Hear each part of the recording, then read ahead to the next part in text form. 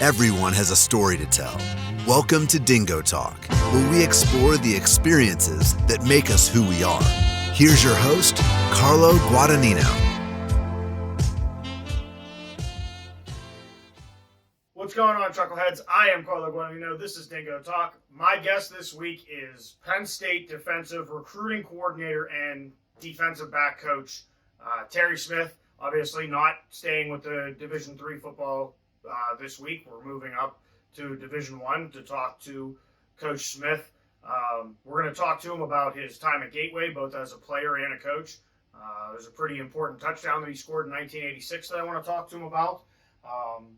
And before I get any further into that, let's jump into the socials. If you haven't yet, make sure you follow us: Instagram, TikTok, Twitter, and Facebook. The only one different is Instagram. It's Dingo_Talk. And if you're listening to us or watching us on YouTube, check out our other platforms: Spotify, Apple Podcast, iHeartRadio, Amazon Podcast, Google Podcasts, and anywhere else you get your podcasts.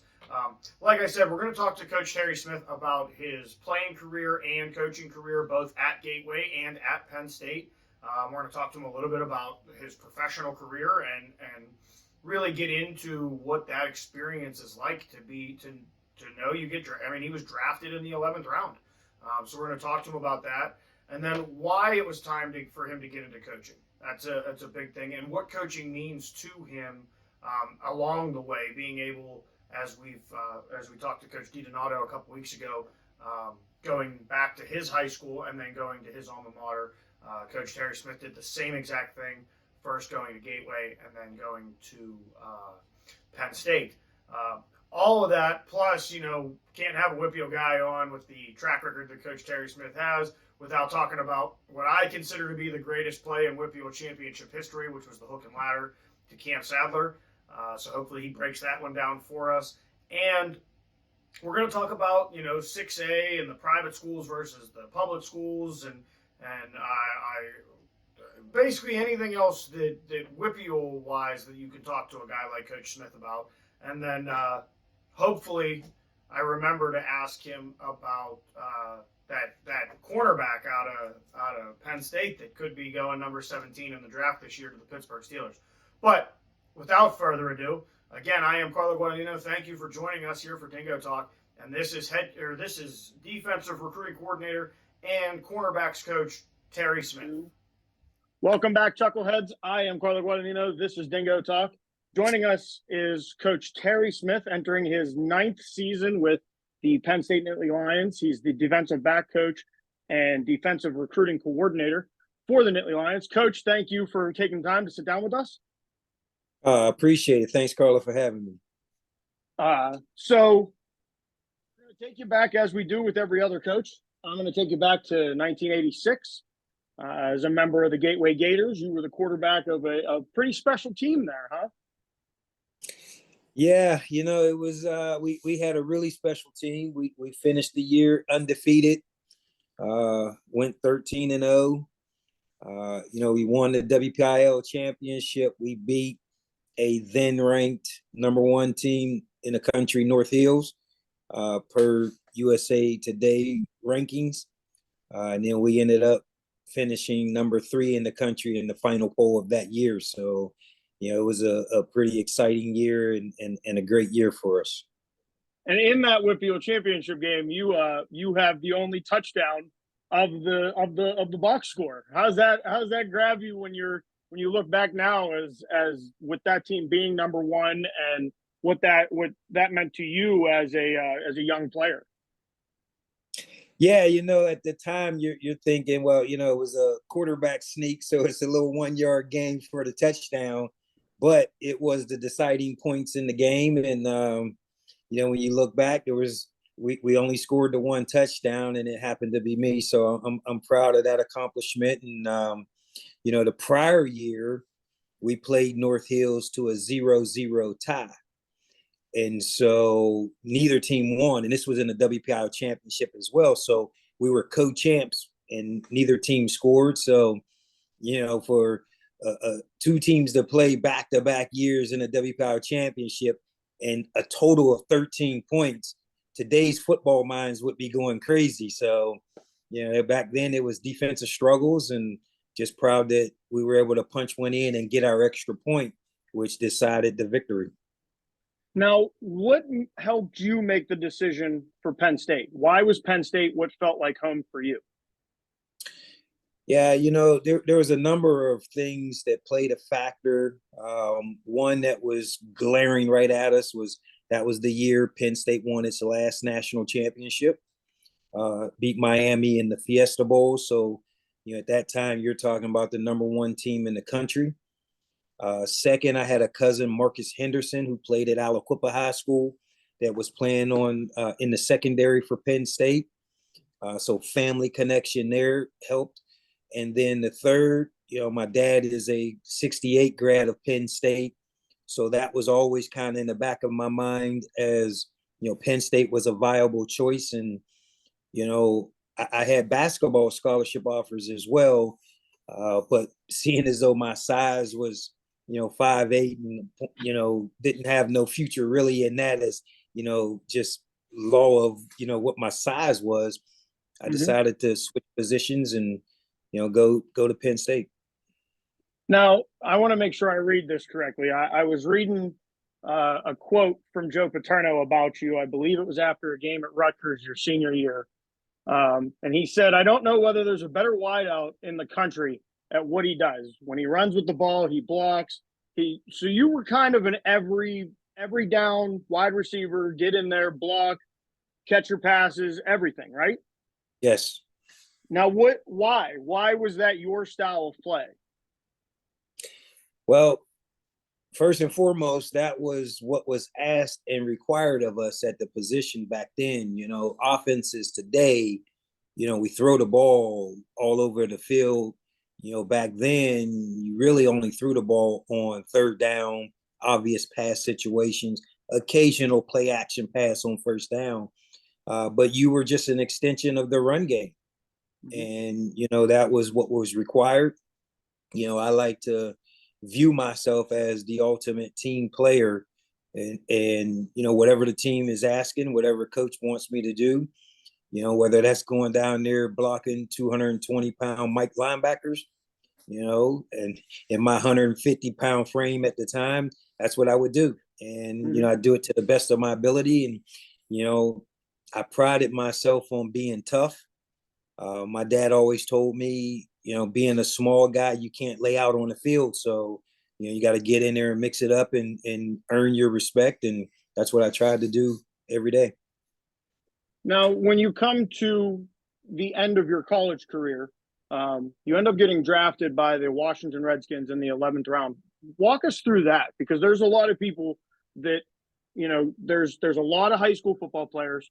Then there's 1% of those guys that end up at the Division I level. And then 1% of that 1% do get the opportunity to go to the NFL. So what was, first off, what was the feeling when you get the phone call that, hey, you're with a team?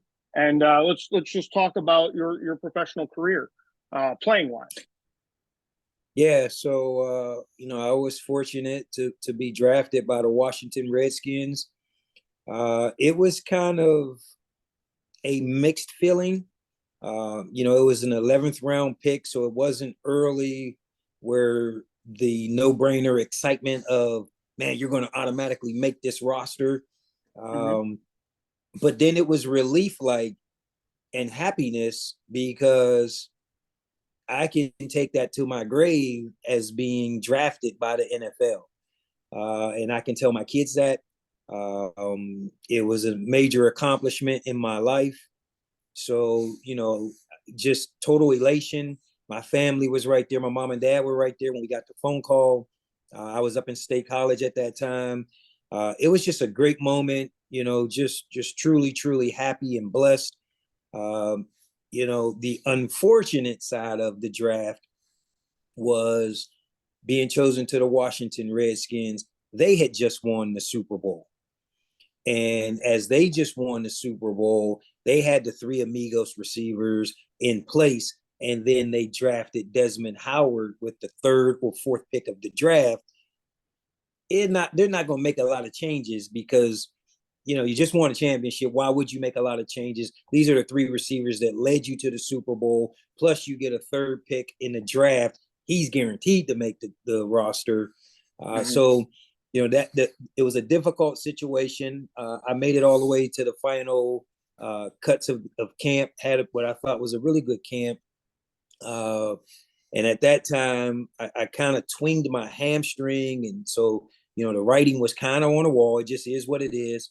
So they let me go, and then maybe a couple months later or a month later, I get a tryout with the Reds or the Atlanta Falcons, and I go down to that workout, and I completely pull my hamstring like bad as can be. So that shut that season down. Then through the off season, I rehabbed and had to go through the Canadian Football League where I signed with the Toronto Argonauts.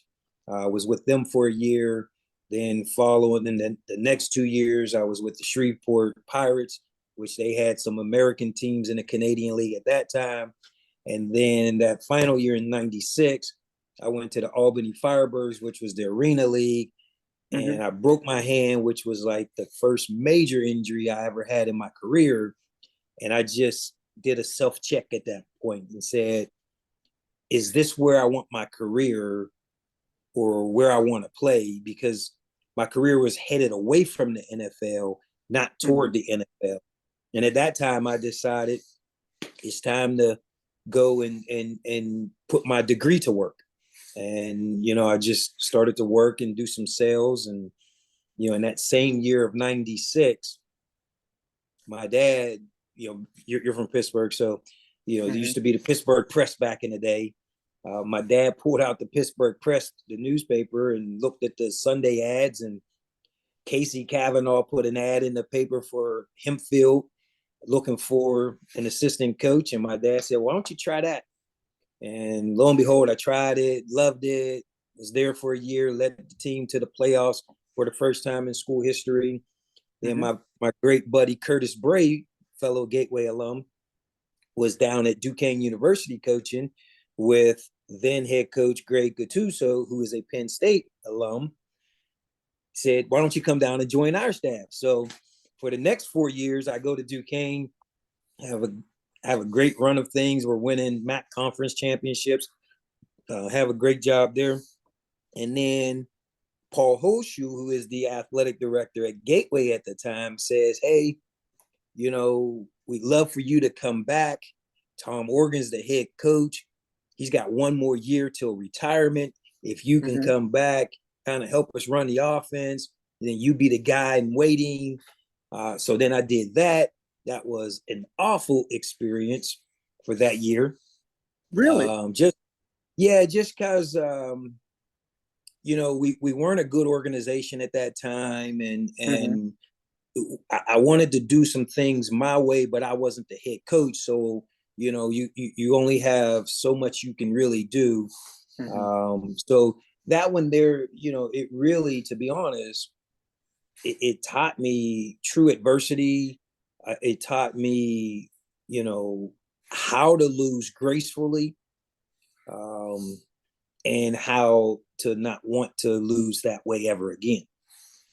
So the following year, 2003, I end up taking over as the head coach, or 2002, I'm sorry.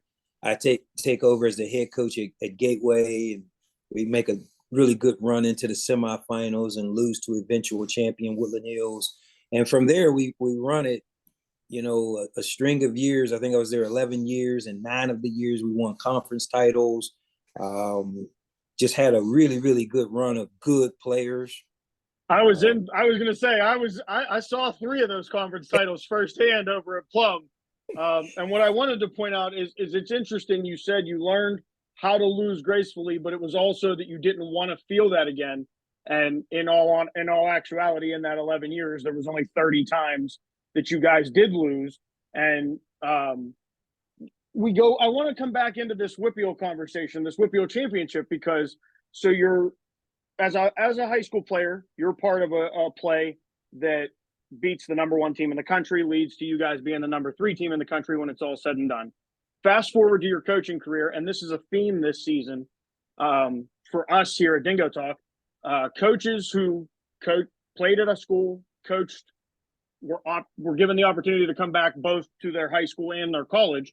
But specific play I want to talk to you about, Cam Sadler, what's considered to be arguably the best play. I talked to my dad about it. He went to 30 straight Reveal championship games. He said he never saw anything like it to end a game or to send a game into overtime.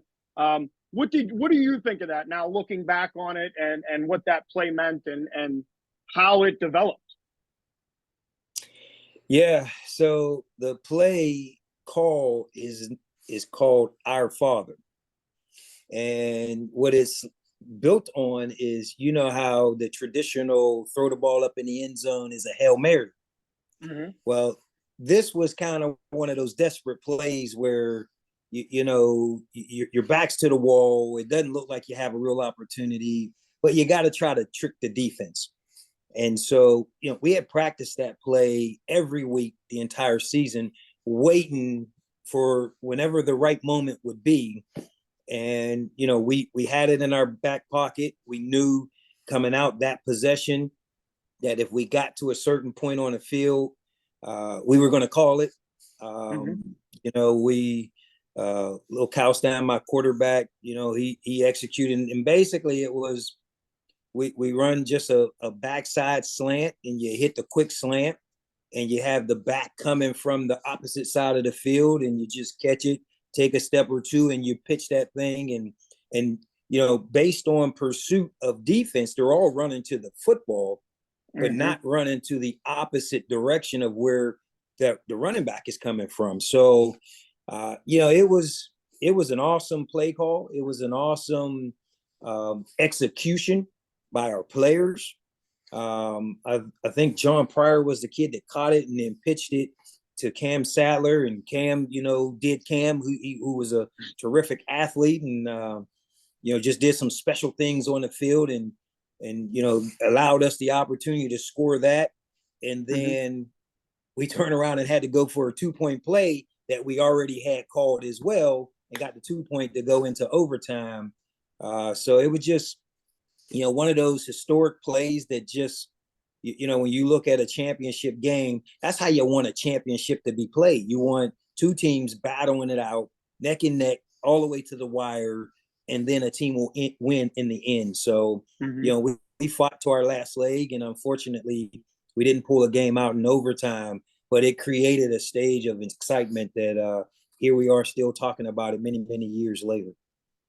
Well, and as I pointed out, there was only 30 times that you guys at Gateway lost. There was 101 of those games that you won in pretty dominant fashion, I would say. There were a lot of points scored. But you also pointed out Cam being one of them, Justin King, who I've had on the show. Some of these special players, 25 of your guys went to 1A schools, which I remember when I was a sophomore in high school, you giving a talk where you said that's the goal. As a high school coach, the goal was to get you to college. That was your goal. And, not only to have 25 of those guys go Division I, but then 17 more of them still went 1A, 1AA, which is now sub bowl. What was it that consistently got good players into Gateway? It was a environment and culture of great work ethic. Our guys knew and they believed that if they just followed the blueprint, they would have an opportunity to go play collegiate football at some level for a fraction of the cost of what college football or college really costs. So, we had tremendous buy-in, and it started in 2002 with my very first team, which probably wasn't one of my more talented teams, but one of my better led teams. We just had guys that really, they were fed up with losing at Gateway, and they bought into the off-season workouts, and we came in like drill sergeants, and we put together an off-season program that really broke them down and then lifted them back up. And by the time the season came, we were fully confident that we could compete. And, like I said, it wasn't one of my more talented teams, but we believed in each other.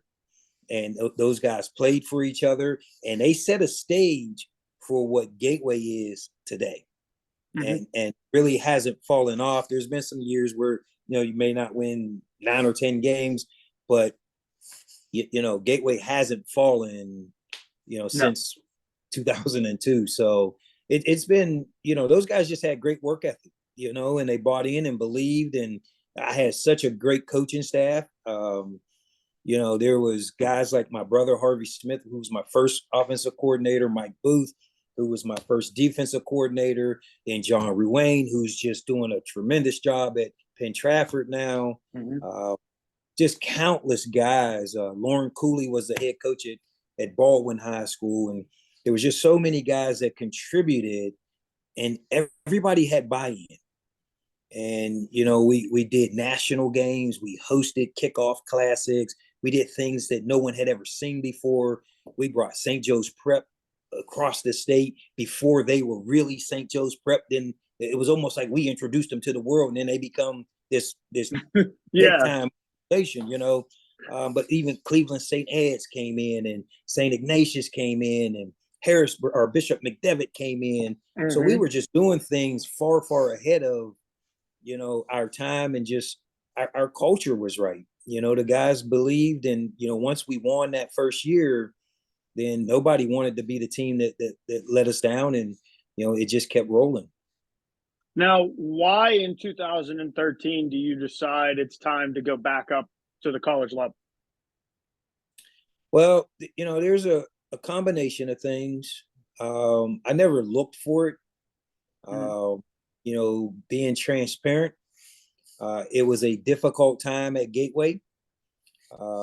Many coaches go through just an administrative struggle, and I was in the middle of an administrative struggle that we didn't see eye to eye on how to run the program. And then lo and behold, a blessing walks through the door. At the time, I had Thomas Woodson was my quarterback, who eventually went on to play at Akron. Matt Rule had just gotten hired at Temple, and he was coming in to recruit Thomas Woodson. So Matt comes to my office. We're sitting talking. I'm getting ready to call Thomas Woodson down so Matt can meet him in person. And Dorian Bell walks through the door. Dorian Bell at the time was a student athlete at Ohio State. He had a life crisis going on. And I asked Matt, can you give me a couple minutes? I need to deal with my player. This is critical. In between all of that conversation, I get back to Matt and I say, hey, Matt, I'm going to get Thomas down for you. He said, no, you know what? I made a mistake. I need to talk to you a little bit later. I said, no. I said, Thomas Woodson, he's really good. Trust me, coach. He's your guy. He said, no, not that mistake. He said, I offered a guy my last position on my staff, but I think it needs to be you. And he said, would you be interested in coaching at the collegiate level? And I said, yeah. He said, well, let's talk later. You take care of this situation. I'll call you later. He calls me later. Lo and behold, 2 days later, I'm hired. I'm at Temple. And it was all because he saw how I cared for not just my current roster players, but my past players, and how I was passionate. And I know that God has truly blessed me because my heart and intentions are all for the good of these young men that I'm able to touch. And so those blessings, just like that blessing right there, that's literally how I got hired to go to Temple. And then while I'm at Temple, I did a really nice job recruiting guys and brought a bunch of guys in. And we didn't have a good team, but I had a good year individually with my guys. Robbie Anderson, who is still in the NFL, I coached him at receiver. And the whole season, Matt kept saying, Penn State's going to come and get you. Penn State's going to come and get you. And I'm like, I've not talked to no one from Penn State. I'm a loyal uh, soldier to you, you know. And so lo and behold, James Franklin gets the job. I don't know, it's like January 23rd. It was a Wednesday. 1 year to the date that Matt Rule came and got me. And so those things worked out. It's funny how you just remember these things like yesterday, because when I went to interview at Penn State, on that ride home was when I got the phone call, unfortunately, of the death of Curtis Bray, one of my good friends and good teammates. And so I'm riding a great high, knowing I've just knocked this interview out, and then a great low to hear one of my best friends is no longer with us. So, it was a tremendous ride. It was just a blessing.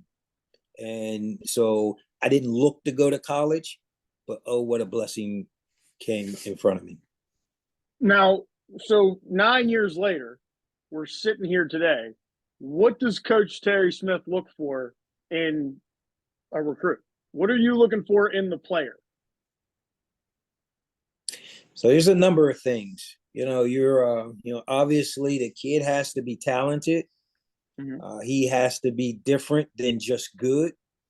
I always say to people, if there's a grandma in the stands that don't really know football, she knows who the best player on the field is. And you got to stand out, and just anyone at that game says, man, that number 10 or that number, whoever that kid is, he was different. And so that guy, just some elite athleticism. But more importantly than that, he got to be a good person. Okay. We want good people that fit our culture, fit our locker room, people that are going to do right by other people, people we can be proud to say, this guy's a Penn State guy. Mm-hmm. Academics, very important, and especially in today's times with NIL so prevalent, we still want a guy that wants to get a degree and be educated, because those people that are educated make better decisions over the course of their life. It's just proven. And so, it's important for us, and we're not 100% graduation, but we're high in graduation rate. It's a important ingredient that we like here at Penn State, and we want, and it has fit us forever. So, those probably the three main ingredients. And then we get every kind of dynamic of a kid, from rich to poor to in between, and white, black, or whatever. Those are irrelevant. It's just, are they just culturally a good fit for Penn State, athletically, socially, academically, and then just good people. Now, when you're sitting back in an off season and you think about throughout your coaching career, you've got the opportunity to go back to both of your alma maters and coach. What does that mean to you? Man, I have been so blessed that I could go back to Gateway, a place that helped mold me and shape me as a youngster, that showed me so many great moments of my life. To be able to go back and share my experiences with so many young people, to help them have great experiences, and hopefully, like even now, like Morty Ivy's the defensive coordinator there. Morty was my first Division I scholarship kid to West Virginia. Wow. And he's now giving back and sharing back at Gateway. That's what it's about. David Washington or David Williams, I'm sorry, is the receivers DB coach there. He played at Michigan State, then transferred to Duquesne. Just the ability to give back to them, and then to have the opportunity to go to Penn State, where to come out of the tunnel at Beaver Stadium as a player, I caught 15 touchdown passes in that uniform, to have a tremendous career. At the time, I was the single season leading receiver in every category. Then to watch my son play at Penn State, I'm on cloud nine. I'm at coaching at Gateway, and I just get to sit at the 50-yard line and watch him play. And then to come back and be able to walk the sidelines as a coach, man, there can't be anything better than the experience that I'm feeling now. I love Penn State. It has been tremendous to me and my family, all the way from my dad graduating in '68 to today. My daughter graduates in May this spring. And so it's been it's a blessing, and I'm just happy and appreciative. Well, congratulations to her as well. We got to make sure we get that in there. Yeah, thank you. All right. So we have 5 questions. They're very off the wall, kind of spitball at you. First place, if you could live anywhere in the world, where would it be and why? Whew. Well, I do want my retirement home to be in Tampa. I see Tampa as a smaller city, kind of like Pittsburgh, where you have the best of, if you want a fast life, you can live a fast life. If you want a slow life, you can live a slow life, and it's close enough to the waters where I can fish. I like the sound of that. What's the most important lesson you've learned throughout your career? The most important lesson I've learned is to be a good steward, be a good person. I'll give you an example. So go back to the story of Matt Rule.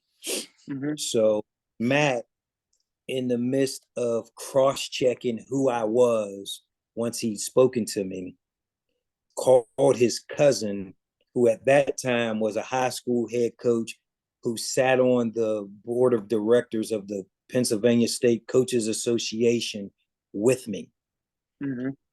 At that time, he and I befriended each other. He asked me to write a letter of recommendation. He was trying to get a job, blah, blah, blah. And at that point, we were just really meeting each other, just getting to know each other. But lo and behold, that guy is Matt Rule's cousin. And the lesson behind it is, if I was just this arrogant person, like, no, get away from me, I'm not going to do that for you, I'm not going to help another person, I don't get that job. No. And so it taught me, just be good to people, and karma will follow you in a positive way. And so that's the lesson I try my best to teach my student athletes now today. I think that's a lesson that if we could get a couple more people in the world to start thinking that way, we might get this thing turned around. Absolutely. So this next one's a 2-parter, and then we'll go to the last question. Best compliment you've ever gotten? Joe Paterno said I was pound for pound his best player. That's something that's another one of those, you get to hold that for the. Yeah, 150 pounds, kind of, I'm proud of that. And my teammates, they all, when we get together, we give our war stories from back in the day. And, I'm proud of the performance I put on the field. Wasn't perfect, but the effort was always there for my teammates. Other side of the best compliment you've gotten, what is the best what is an insult that you are most proud of? Man, that was a tough one there.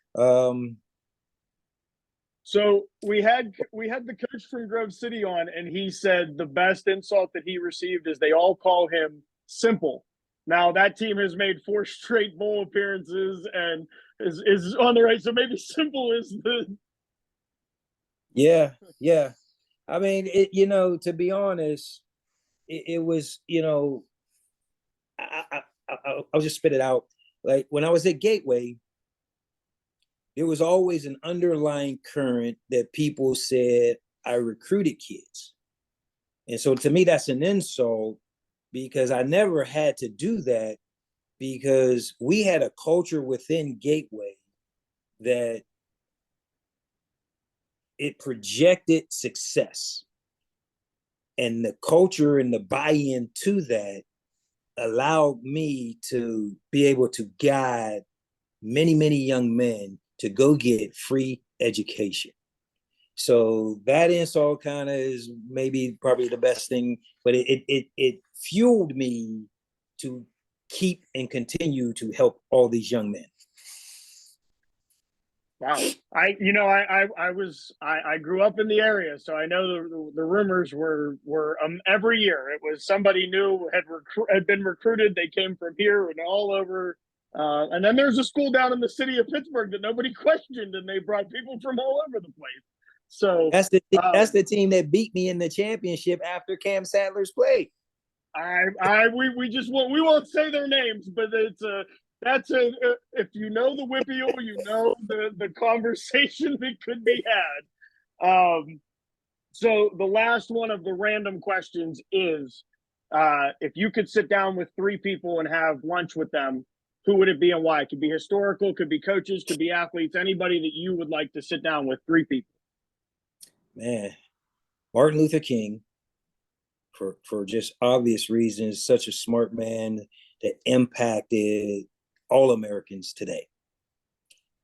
Muhammad Ali, who I think is the greatest world champion of any sport, and his humanity of what he did for people as well. And then probably Barack Obama, being the first African-American president of the United States. I would love to sit and just chop it up with him. Now, that would be a very interesting lunch, because just the personalities coming together. Somebody's going to have to tell Muhammad Ali, listen, we're going to talk to you, man, but we got to talk to these guys too. So, absolutely. Last question of the episode for those of you just joining us. This is Terry Smith, defensive backs coach and defensive recruiting coordinator for the Penn State Nittany Lions. Coach, was there a question you were expecting me to ask that I did not ask you? And if so, how would you have answered it? Well, I might have thought you would ask me about Joey Porter, who is a local Western Pennsylvania kid from North Allegheny, who is projected to be a first-round draft pick. And maybe the question is, how is Joey, and how did he develop, or how did we get Joey? And it's a great story. So Joey wasn't a no-brainer coming out of high school. And I'll wrap it up really quick. So we're doing a staff retreat in Pittsburgh, all the Penn State coaching staff. We do it every summer. We pick a city within Pennsylvania, go there, do a 2-day staff retreat right before camp, all get on the same page, go into the season. So we're headed back home to State College, and we say, you know what, let's stop off in Latrobe to the Steelers camp, watch them practice, then we'll get back on the bus and go home. So we watch them practice, and we're all getting ready to walk off the field and get on the bus, and then we notice little Joey Porter, who we were, kind of recruiting, but we weren't sure, starts doing one-on-ones with Antonio Brown. AB. Ooh. Yeah, that's what we said. Ooh. And when we started watching, it was like, okay, AB won one, Joey Porter won one. AB won one, Joey Porter won one. And we're sitting there like, if this guy's even hanging with AB, he's a no-brainer for us. Mm-hmm. And that's how we went full steam ahead and said, let's go get Joey Porter. And, it's interesting as a Pittsburgh guy and a Pittsburgh guy, and I know there's a bunch of mock drafts out there, and he just seems to fall right into a really nice number that could keep him very regionally home, I guess you would say. The last question I have for you, because it just popped into my head, what can we expect from the 2023 Nittany Lions? We're super excited about the season. We have a great core of guys coming back. Obviously the expectation is super high, but we're very grounded as an organization. Our motto is go 1-0 each week. And, right now on the clock is West Virginia University. So we're going to have a great off season. We've started winter conditioning. We're a couple weeks into that. And man, we've hit the ground running hard and fast. We're excited. We got a new changing of the guard at quarterback.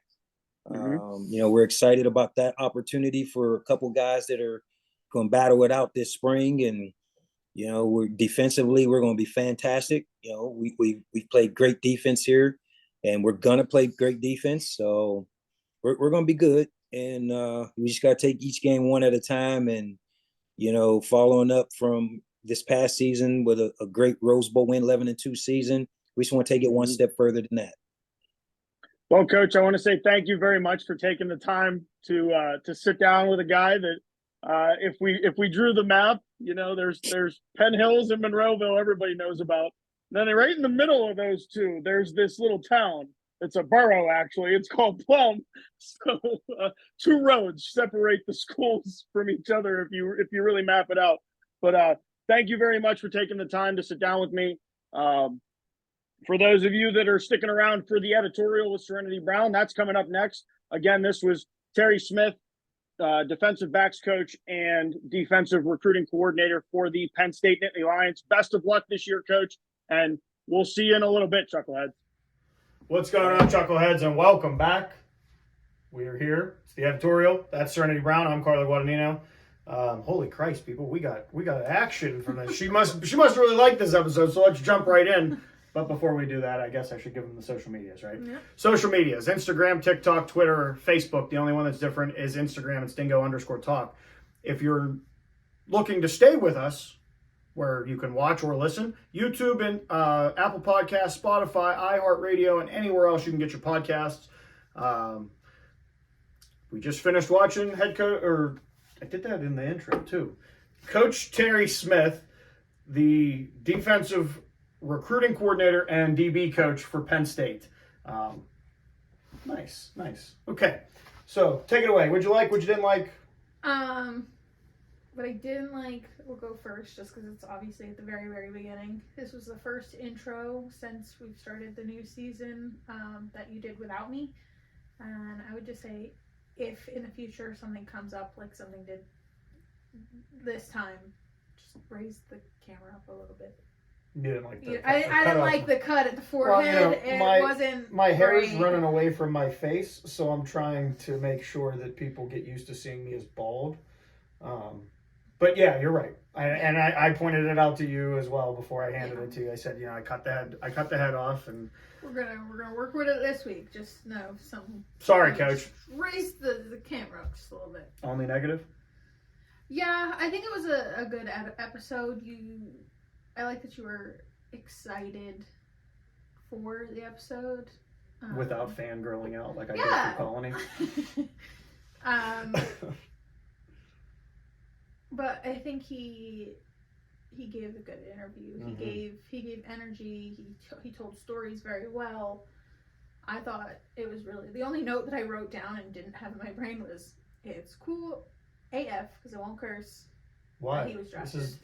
You help upload this. There's an explicit tag on it. You're allowed to say fuck. It's allowed to be said. Nobody's out there watching that's gonna go, oh my god, Serenity said fuck. I think it was cool that he was drafted, though. It seems like with some of the stories he was telling, it seems like he would ride a high, and then something would happen, life would just happen, kind of come down. But I think that's what led him to where he is now. So it all worked out for the best, I guess. I love his breakdown on, I got drafted by the Redskins. I made it all the way to the final cut, but Desmond Howard was drafted. These guys were there. And he's so he's so comfortable with it. Understanding about it too. Okay, I get it.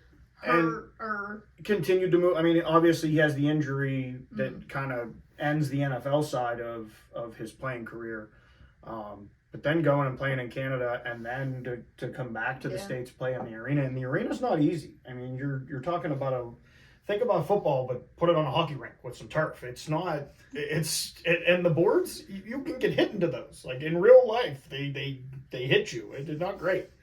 I thought it was cool how his coaching story, kind of the path that he took, coming back to the WPIAL, and it being WPIAL School College, WPIAL School back into college and now has stayed in the college.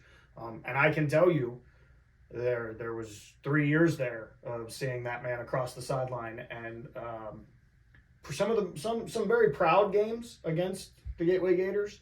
But they were a very well-oiled machine for many years. And they, as he said, they really haven't fallen off. They've just changed classifications. I really enjoyed having that conversation with him about where the classifications sit. And because I thought you would bring it up, but maybe a lot of people forget this guy. But Joe Paterno once said that he didn't know whether there was a better wideout in the entire country than Terry Smith, and some high words from the guy who won the most football games in the collegiate game. So, yeah, I mean, Coach Terry was awesome. I hope that we can get some other Gateway Gators that we've talked to on. Curveball for you. Top 3 Girl Scout cookies. Go. Tagalongs, Thin Mints. Those 2 are no-brainers. It's hard. The third one's hard. I don't know if I have a third one because I don't like coconut. I don't. Don't they like a Nutter Butter kind of? Do they? I don't know.